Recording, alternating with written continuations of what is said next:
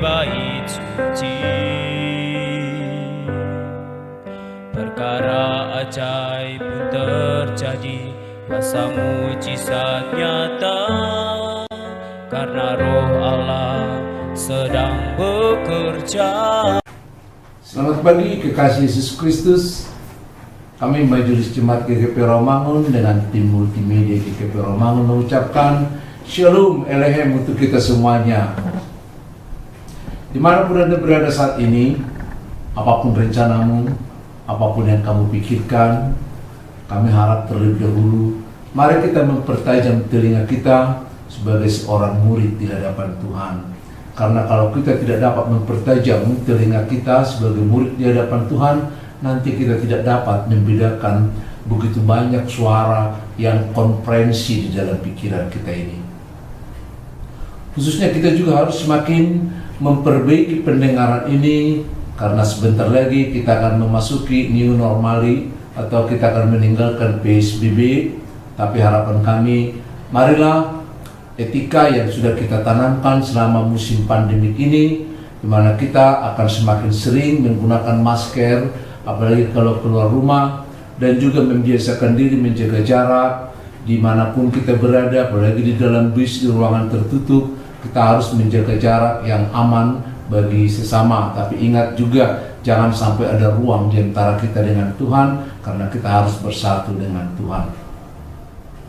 Setelah kemarin kita mendengarkan sapaan rohani tentang Allah yang menyatakan diri sebagai roh di minggu-minggu Pentakosta ini, dan sebagai awal dari penginjilan yang ada di seluruh dunia, dari Alkitab sampai di tengah-tengah masyarakat, maka di bagian kedua ini kita akan lebih memahami secara alkitabiah bahwa ternyata Roh Kudus itu adalah Allah sendiri. Ya, ternyata Roh Kudus itu adalah Allah sendiri. Maka mendustai Roh Kudus juga mendustai Allah sendiri. Mari kita belajar dari kasus Ananias dan Sapira yang ada di Kisah Para Rasul pasal yang kelima, ayat yang pertama sampai ayat yang ke-11. Tidak usah kami baca, supaya kami harapkan saudara-saudara juga nanti kembali mengulang dan membacanya secara lebih teliti, dan kita memaknai cerita ini. Saudara-saudara, jemaat mula-mula diceritakan di Kisah Para Rasul 2 ayat yang ke-42 sampai 45, bahwa jemaat mula-mula itu selalu bersekutu setiap hari. Mereka juga mengadakan perjamuan kasih. Yang kaya atau yang punya dana bawa makanan lalu dibagi kepada yang miskin. Perjamuan kasih inilah menjadi dasar pertama solidaritas di antara sesama anak-anak Tuhan, dan yang kemudian menjadi cikal bakal dari diakoni gereja sampai sekarang, dari perjamuan kasih itu. Di samping perjamuan kasih yang ada, para orang-orang percaya juga rela menjual harta milik mereka. Kalau ada kebutuhan mendesak di antara para sesama warga jemaat, ada selalu ada yang menjual harta miliknya, kemudian dibagi-bagi sesuai dengan kebutuhan itu. Memang agung sekali persekutuan yang mula-mula itu. Bukan hanya mereka bersekutu di dalam persekutuan ibadah, tapi mereka juga makan bersama, bahkan harta juga menjadi milik bersama. Begitu idealnya keadaan itu, sehingga mereka betul-betul dihargai, dihormati oleh masyarakat karena mereka rela berbagi. Dan rasa dihargai, dihormati oleh masyarakat ini juga menjalar di setiap jemaat yang baru, sehingga mereka ingin juga melakukan. Sama halnya dengan Ananias dan Sapira. Setelah melihat betapa idealnya, betapa agungnya orang-orang yang memberikan hartanya dibagi pada orang lain, bermanfaat, memberitakan Injil, menjalankan kasih, maka mereka juga mau. Ya, tapi sayang kita lihat ketika Ananias dan Sapira menjual tanah mereka, lalu akan diberikan persembahan di kaki para murid, karena dulu persembahan seperti itu diserahkan kepada para murid-murid, tapi diletakkan di depan kakinya. Kita baca di Kisah Para Rasul 2 ayat yang ke-45 dan Kisah Rasul 4 ayat yang ke-32. Jadi nggak seperti sekarang persembahan-persembahan itu diantar ke depan, tapi dulu diletakkan di bawah kaki para murid. supaya mereka tidak memikirkan hal itu sesuatu yang sangat penting. Oleh karena itu, Ananias dan Safira ingin juga ikut-ikutan mendapat kehormatan seperti itu sebagai orang-orang yang sudah memiliki kerelaan berkorban sekaligus berkurban, memberikan kurban persembahan. Tapi sayang rupanya motivasi mereka hanya ikut-ikutan, ya, ingin menikmati kehormatan, pujian bagi orang-orang yang telah memberikan apa yang mereka bisa berikan. Dan mereka juga selain itu, mereka ingin juga dimuliakan di gereja itu. Dan kalau roh itu sudah hinggap di dalam diri kita, dalam diri seseorang, ada keinginan untuk diangkat, dihormati, ada keinginan untuk ikut-ikutan dan lain sebagainya, maka pada saat itu juga roh Allah akan berhenti, maka roh kita akan dituntun melakukan kebohongan-kebohongan. Jadi ada banyak rupanya kebohongan sehingga pikiran kita menjadi kosong, lalu pikiran kita itu diisi oleh iblis. Itu makanya Petrus mengingatkan Ananias bahwa dia telah menerima berita atau menerima perintah dari iblis sehingga dia menahan sebagian. Padahal kalau mau dia tahan sebagian gak jadi apa-apa. Misalkan kalau dijual tanahnya itu 1 juta, dikatakan sama aku lah 500, saya kasih 500 ribu, sama aku 500 ribu, gak ada masalah. Yang penting ada kejujuran. Tapi jangan dia pura-pura mengatakan ini semuanya hasil penjualan tanahku, padahal dia tahan sebagian. Ya, dia seolah-olah memberikan dengan sukacita, sukarela, ternyata dia memiliki keinginan-keinginan lain lagi. Itu sebabnya Petrus marah kepada Ananias duluan, kemudian kepada Safira.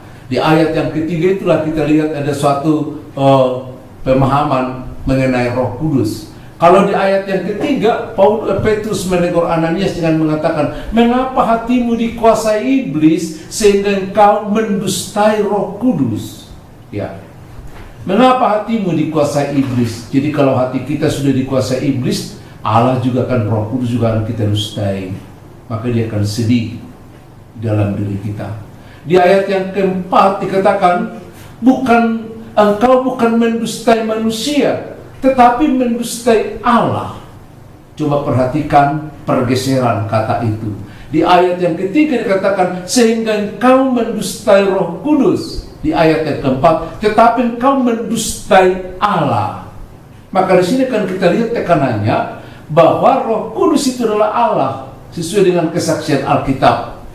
Dan Roh Kudus yang bekerja di hati orang-orang Kristen yang pertama-tama itu adalah kehadiran Allah. Allah yang adalah roh itu, yang adalah nefes itu, ada bekerja di dalam hati setiap orang sehingga mereka diberi kuasa, diberi kemampuan, diberi keajaiban dan banyak hal yang boleh mereka lakukan dalam kehidupan itu. Oleh karena itu saudara-saudara, ada 2 poin yang mau kita catat. 1, motivasi memberi. Ya, bagaimana kita motivasi memberi. Yang kedua, bahwa Roh Kudus itu adalah Allah. Saudara-saudara, sebagaimana kita ingatkan tadi, kalau Ananias memberi, sesungguhnya bukan dari hatinya yang ikhlas. Rupanya masih ada keinginan daging, keinginan dihormati, keinginan menikmati dunia dan lain sebagainya. Sehingga ada beberapa hal. Dia memberikan karena ikut-ikutan. Dia memberikan karena ingin dipuji. Bahkan banyak warga jemaat kita, dia memberikan karena tradisi. Sehingga ketika dia memberi secara tradisi, tidak ada dinamika pemberian itu, baik kepada yang diberi maupun kepada dirinya. Karena apa yang diberikan itu adalah secara tradisional, bukan datang dari hati nuraninya. Banyak warga gereja memberi secara tradisional, seperti ya kalau kita ceritakan yang lain nanti jadi merembet kemana-mana. Tapi yang mau kita lihat adalah bagaimana supaya motivasi kita mau memberikan karena kita bersyukur di hadapan Tuhan, karena kepada kita telah diberikan yang terbaik, maka kita mau memajukan kerajaan Tuhan di dalam usia kita yang sangat singkat ini dengan memberikan sebenarnya waktu, pemikiran, belakangan dana. Kita harus memberikan itu. Maka setiap anak harus mempersiapkan diri untuk bersaksi Dan itulah sebenarnya persembahan yang sebenarnya yang harus kita berikan kepada kemuliaan Allah, sehingga kita semakin bertumbuh di dalam Tuhan dan kerajaan surga juga semakin bertumbuh di hadapan kita. Kalau kerajaan surga di mana kita bersekutu tidak makin tumbuh, itu berarti hati kita juga tidak bertumbuh di dalam Tuhan. Di sana mati, di sini juga mati. Bagaimana menghidupkannya? Kembali kepada apa yang dikatakan oleh Petrus tadi di dalam renungan kemarin, bahwa kamu harus bertobat, kamu juga harus dibaptis baru menerima kuasa Roh Kudus. Kalau itu tidak dilakukan, maka kita hanya menjadi Kristen kartu penduduk, artinya tidak membawa dinamika apa-apa. Saudara-saudara, yang kedua dikatakan bahwa pertama dikatakan kamu mendustai Roh Kudus. Lalu ayat yang keempat dikatakan mendustai Allah. Ternyata bahwa Roh Kudus itu adalah Allah sendiri. Dengan demikian, kalau Roh Kudus adalah Allah, berarti yang dimaksudkan Paulus bahwa tubuh kita adalah Betel, bait Allah, ya, Betel, bait Allah. Bahwa tubuh kita adalah bait Allah, bahwa di dalam diri kita ada roh katanya. Kalau roh ada di dalam diri kita, berarti Allah ada di dalam diri kita. Kan begitu ya? Itu 1 Korintus 3 ayat yang ke-16 dan juga ayat yang ke-19. Coba bayangkan, kalau gereja sebagai bait Allah, sebagai Betel, kita telah kuduskan sedemikian rupa, kita buatkan hal-hal yang terbaik. Ya, semua perabotan, peralatan di sana kita buat yang terbaik. Lebih-lebih lagi hati kita sebenarnya yang ternyata adalah altar, yang ternyata adalah bait Allah, di mana Dia mau tinggal, di mana Dia mau berdiam bersama-sama dengan kita. Saya seringkali melihat orang penampilannya dengan apa yang dia miliki. Seorang yang terpelajar, yang pendidikannya tinggi, yang memiliki hikmat, maka akan kita lihat bagaimana penampilannya. Karena penampilannya itu adalah merupakan ekspresi dari apa yang dimilikinya. Beda lagi, ada orang kaya juga akan nampak dari penampilannya, dengan aksesoris yang menempel di dalam dirinya. Karena apa yang kita kenakan di dalam tubuh kita ini, apa yang kita ucapkan, apa kecenderungan kita adalah ekspresi dari apa yang ada di dalam diri kita. Nah, kalau Allah sekarang, kalau Roh Kudus menurut 1 Korintus 3 ayat 16 ada di dalam diri kita, kalau Allah ada di dalam diri kita, apa yang mau kita lakukan? Kita butuh perenungan supaya kita mempertajam diri kita, supaya kita mulai boleh mendengar suara Tuhan di dalam hati kita. Sebagaimana kita dengar tadi dari awal sapaan rohani ini, kami katakan dari Yesaya 50 ayat yang keempat. Mari kita mempertajam telinga kita supaya kita boleh mendengar firman Tuhan.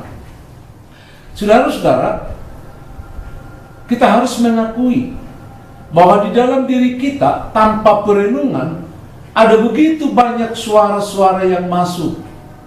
Ada keinginan daging, ya, ada rencana, bahkan ada suara iblis berkecamuk, berkonferensi di dalam diri kita. Itu sebabnya banyak orang tidak bisa memiliki pendirian. Sebentar iya, sebentar tidak, sebentar putih, sebentar hitam. Kenapa?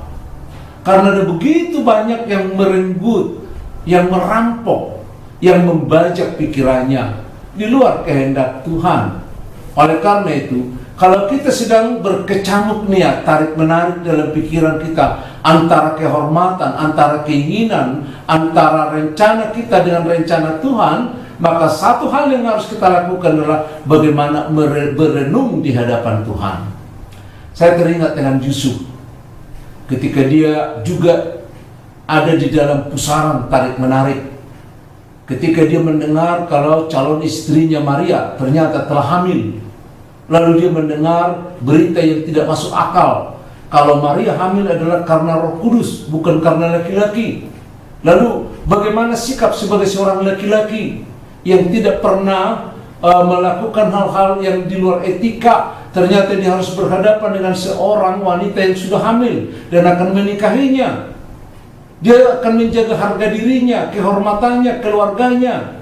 Tapi dia juga berbelas kasihan kepada Maria yang menangis mengatakan, bukan karena perbuatanku, tapi karena Roh Kudus yang datang, malaikat yang datang, yang sulit dicerna oleh Yusuf. Maka dia masuk dalam sebuah perenungan. Sampai akhirnya dia tertidur dan dia mendengar suara Tuhan mengatakan, Yusuf, jangan ragu hatimu mendengar Roh Kudus, mendengar suara Tuhan. Ketika kita merenung, maka kita akan mendengar suara yang jernih. Ketika kita memusatkan diri kepada Tuhan, maka kita akan mendengar suara yang sangat jernih. Hai anakku, aku tahu penderitaanmu, gitu ya. Aku tahu apa yang kau pikirkan. Aku tahu betapa kecewanya kau. Aku tahu betapa engkau menderita. Seperti kepada Yusuf.